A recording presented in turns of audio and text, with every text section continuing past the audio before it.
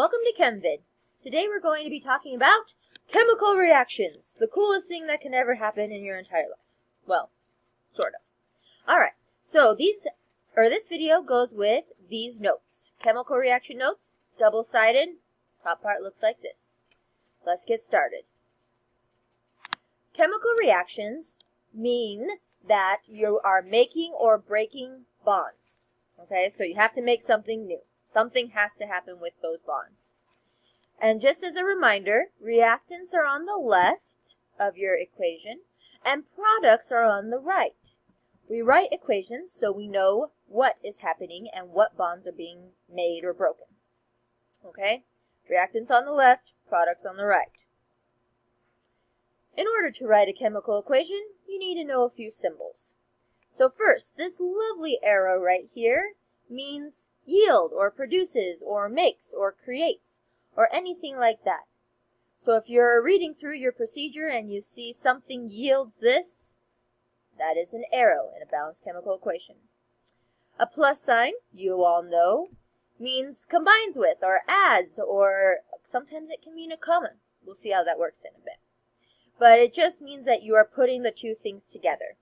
Okay, so reacts with, combines, all that good stuff. These three symbols right here, S, L, and G, relate to the phases of matter, which are solid, liquid, and gas. Alright, very important because if you're a scientist, you need to know what form of the compound you need to use. AQ is wonderful. It means aqueous. As you recall, we talked about aqueous solutions. Aqueous just means that whatever compound it is, it's dissolved in water. Alright? Okay, so all four of these guys right here, they are all subscripts. And it just tells you what form your compound is coming to. Coefficients and subscripts are very important. Coefficients are those big numbers that are in front of the molecule, and they tell you how many molecules you have. Whereas subscripts are the small little numbers, and they identify how many atoms are in a molecule. Now, if you would, on your notes, I want you to write that subscripts cannot change. I want you to circle that, I want you to star that, and I want you to remember that. Because sometimes when we balance chemical equation, sometimes people like to try to change these subscripts, but you can't do that. So, this guy right here, NaCl, will break apart into sodium and chlorine. Now, and they're ions, so I'm going to put that in there for us. There we go. Alright, so sodium and chlorine. If you notice, they have subscripts of 1, just meaning that I need 1 sodium and 1 chlorine to make 1 sodium chloride. And I need 1 sodium over here and 1 chlorine over here. Perfect. Over here I have magnesium chloride. Magnesium has a 2+ charge, and chlorine has a 1-, so I need 2 chlorines for every 1 magnesium. This lovely little 2 tells me how many chlorines I need in order to make magnesium chloride. And then when it breaks apart, I have magnesium and chlorine. If you recall, chlorine is diatomic, which means it can never be by itself, so I always have to have at least 2 chlorines bonded together in order to make chlorine stable. Down here, I have potassium and I have bromine. And that breaks up into potassium and bromine. And remember, bromine is another one of those diatomics, so it gets a 2 as well. Now here's where things get a little tricky. According to the law of conservation of mass, I can't just somehow magically make a bromine. Alright? So I have 1 bromine over here, and I have 2 bromines over here. And that can't be right. So sometimes some people will put a 2 right there saying that, oh, now I have 2 bromines. But you are smarter than that. You know that potassium is a +1 charge and bromine is a negative charge. And potassium bromide does not want 2 bromines. It doesn't need 2. I can never change the subscript. Ever, ever, ever. Write that down, make it big, because sometimes people do it. Instead, I used my coefficient, a big number, and I said, in order to make this work, I need 2 potassium bromide molecules. That way I have 2 bromine for this side. And then over here it says I have 2 potassiums, so I would need another coefficient to put 2 in front of there. As you can see, coefficients are how we balance equations. Subscripts are not. Subscripts are there because it tells you how many atoms are in a molecule. Okay? All right, let's move on. Okay, so let's give this a shot. In a procedure, I read solid magnesium reacts with gaseous nitrogen to produce solid magnesium nitride. Well, I know the symbol for magnesium is Mg, so I write that first. Mg, solid. Done. Reacts with, that's a plus sign, gaseous nitrogen. Now, whenever you see nitrogen, a little warning bell should go off. It should flash in your mind like, Brinkhoff. Because remember, nitrogen is diatomic, just like bromine, iodine, chlorine, hydrogen, oxygen, and fluorine. So therefore, I don't write just one N, I write 2 N's. I need 2 nitrogens to make 1 nitrogen molecule that is stable. Okay? So don't forget Brinkhoff. That's why it's so important. Then it says to produce, that's an arrow, solid magnesium nitride. Well, I know that magnesium nitride is ionic. So magnesium has a +1 charge, nitrogen has a -3 charge, crisscross rule, and that means that I have magnesium 3 nitride. Just like that. Alright? So whenever you have an ionic compound, make sure you check for charges. Otherwise, that ruins your entire balanced equation. So, now I have magnesium plus nitrogen is magnesium nitride with the proper ionic compound. So, all that's left is to make sure that there are the same amount of elements on each side. If I look over here, I have 1 magnesium. If I look over here, I have 3. So what do I have to do? Add a coefficient that says I need 3 magnesiums in order to make 1 magnesium nitride molecule. I have 2 nitrogens here, 2 nitrogens here. Bam, done. That's how you write a balanced chemical equation. So let's try it again. If you would, pause the video and take a moment and try to write out the balanced chemical equations for these 2 reactions. Please pause the video and give this a shot. You won't learn unless you practice. Okay, here we go. So, aqueous silver nitrate. Silver nitrate is ionic, so I need to look at the charges and put them together. Silver is a +1 charge, nitrate is a -1 charge, and so I have silver nitrate. Now the reason why silver doesn't have a Roman numeral is because silver's charge is always +1. Okay, so that's why there's no Roman numeral there, even though silver is a transition metal.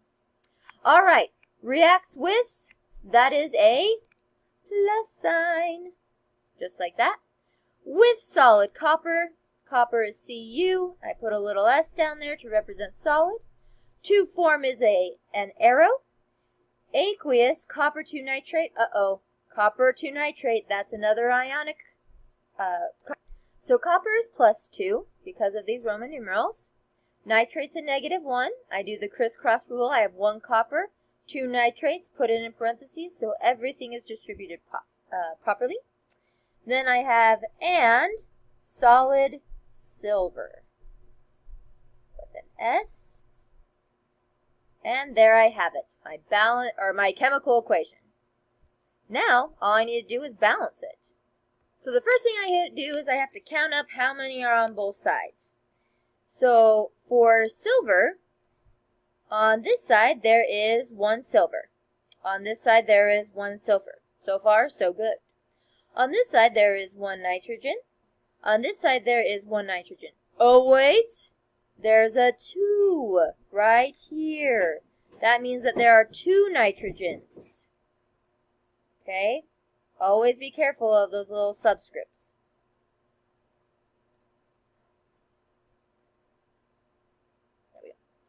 Now, over here there are 3 oxygens. Over here there are 6, because the 2 distributes. Don't be fooled. Over here there's 1 copper, and over here there's 1 copper. So the place where I have my issue is the nitrogen needs to be doubled, and so does the oxygen.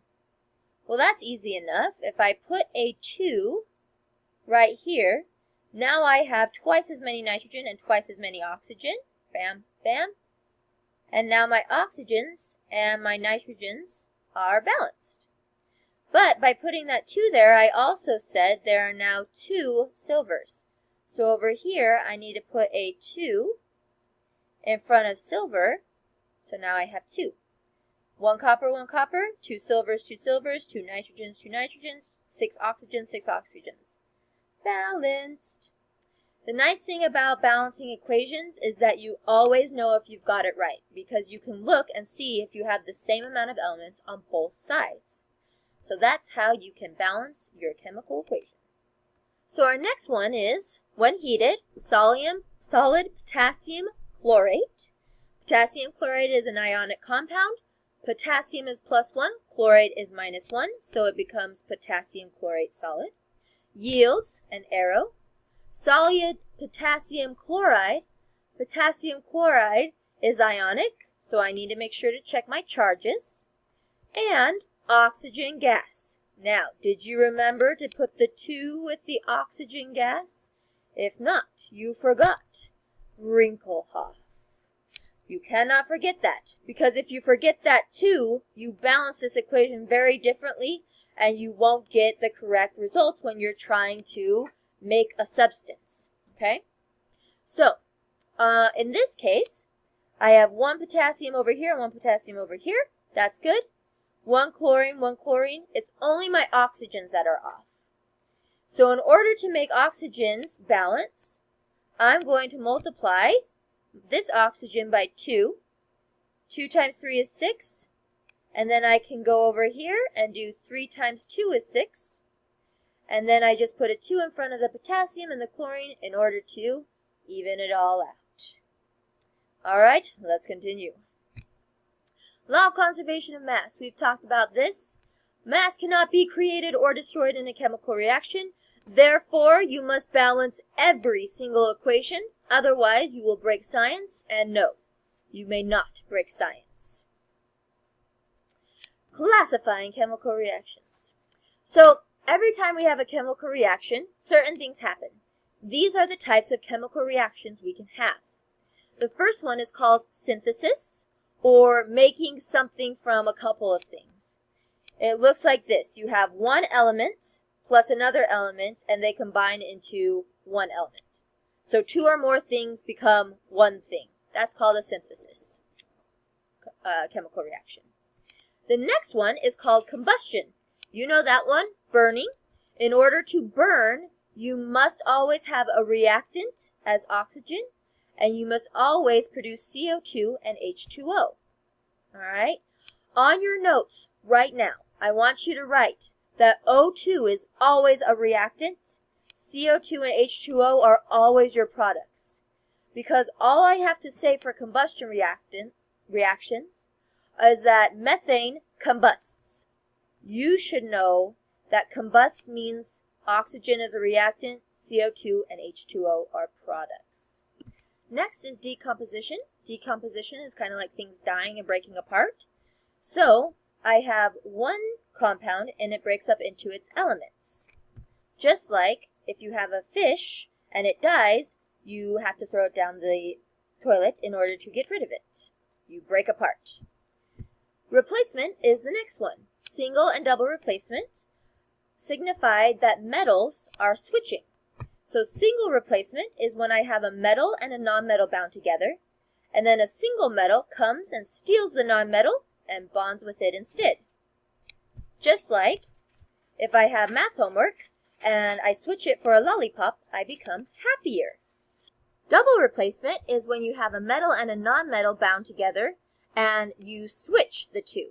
So like these guys both have sweets and then they switched after the reaction. We will finish the rest of these in class. Thank you very much for watching.